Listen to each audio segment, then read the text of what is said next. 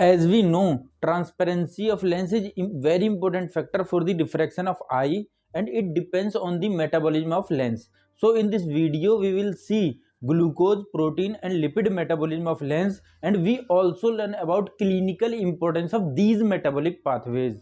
Hello everyone, this is Dr. Pradeep Dubey and you are watching DIMS Ophthalmology, where you learn everything just by imagination. As we know, lens is an avascular structure, depends on the aqueous humor for nourishment and metabolism. We had learned in MBBS first probe biochemistry that every cell in our body have mainly three type of metabolism: glucose, protein and lipids. Similarly, human crystalline lens also have these three type of metabolism. Out of three, glucose metabolism is the main metabolic pathway responsible for energy and transparency of lens.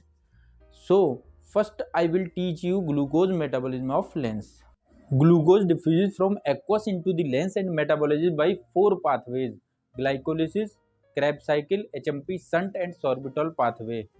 As there is no blood supply to the lens, hence there is lack of oxygen inside the lens.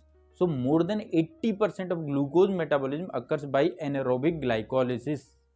After entering into the lens, glucose with the help of hexokinase becomes glucose 6-phosphate and through various intermediates leading to the formation of lactate. This pathway is known as glycolysis, in which there is gain of 2 ATP.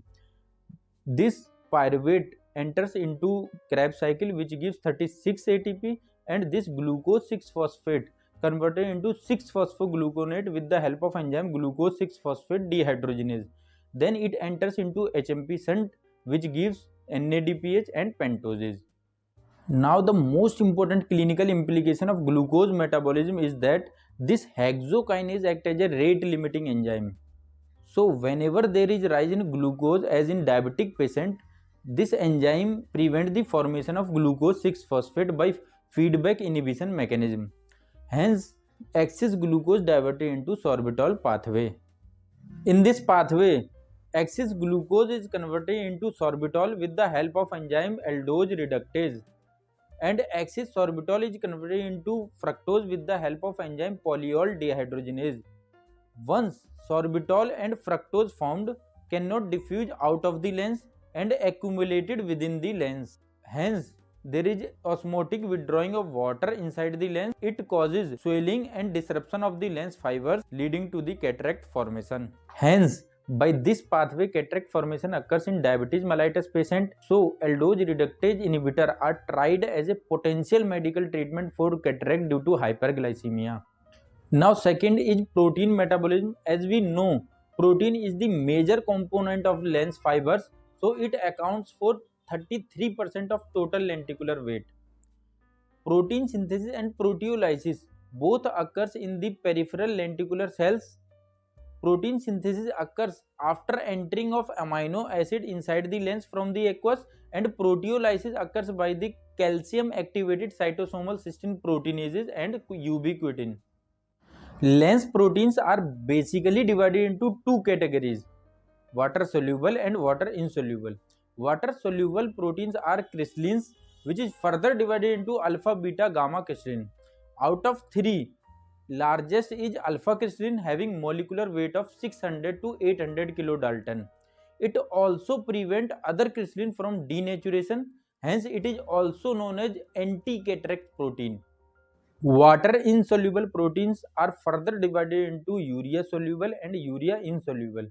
Urea soluble proteins forms major part of cytoskeletal proteins, and urea insoluble are cell membrane proteins, for example major intrinsic protein like aquaporin O. Most important clinical implication of protein metabolism is that whenever there is rise in water insoluble protein and increase disulfide bond in both water soluble and water insoluble proteins and reduction in the level of glutathione, then all these condition causes precipitation of lenticular protein leading to cataract formation. At last, we will see lipid metabolism. Lipid accounts for 5% of dry weight of lens.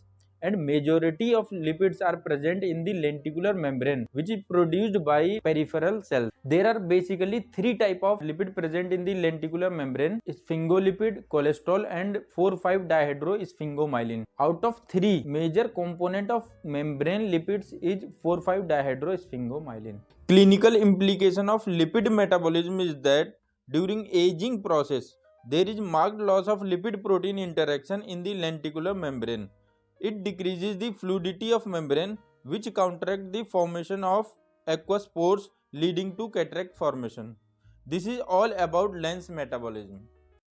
For PG exam notes, join our Telegram group. Link for the same given in description box. You can also comment what is the next video you are expecting from me. If you like this video, then please share and subscribe. Don't forget to hit the bell icon for notification of our upcoming videos. You can also watch our other popular videos on stumps conoid, color vision and OCT. Thanks for watching this video. See you in the next video.